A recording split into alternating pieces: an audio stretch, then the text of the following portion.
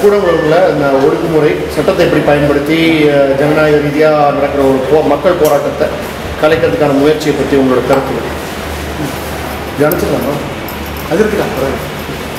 கடந்த 8 மாத காலமாக கூடங்குளம் பகுதியில் ஒரு மிகப்பெரிய அறவழி போராட்டம் தொடர்ந்தது. இந்த போராட்டமானது அங்கு கூடங்குளம் பகுதியில் வரக்கூடிய இந்த அணு உலைக்கு எதிரான ஒரு போராட்டமாக தொடர்ச்சியாக நடந்தது. இந்த போராட்டம் பார்த்தீங்கன்னா இதுவரைக்கும் அமைதியான முறையில் நடந்தது.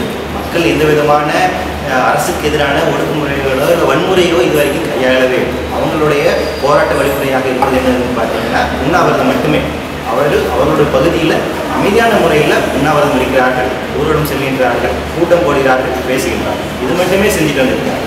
இந்த நிலைமையில் இந்த செயல்களுக்காக இது தேச துரோக செயல் அப்படின்ற வகையில் தொடர்ந்து பல வழக்குகள் அவர்கள் மேல் பதிவு செய்யப்பட்டு வருகின்றன. சுமார் 200 வழக்குகள் இதுவரைக்கும் பதிவு செய்யப்பட்டது. அத்தனையுமே பார்த்தீங்கன்னா இதெல்லாமே தேச துரோகங்கள் உள்ளடக்கிய பிரிவுகள் கீழ் இதெல்லாம் பதிவு செய்யப்பட்டது. இது மிக கண்டனத்துக்குரியது. ஏன்னா ஜனநாயகத்தில் பார்த்தீங்கன்னா இந்த ரைட் டு டிசன்ட் அப்படிங்கிறது ஒரு முக்கியமான ஒரு உரிமை. அதாவது எந்த ஒரு கருத்துக்குமே எதிர்கருத்துங்கிறது அவசியமாக இருக்கும். ஜனநாயகத்தில் அது ஒரு முக்கியமான ஒரு கருத்து. நியூக்ளியர் பாலிசியை எதிர்ப்பது என்பதும் ஒரு முக்கியமான கருத்து உரிமைக்கான ஒரு உரிமை.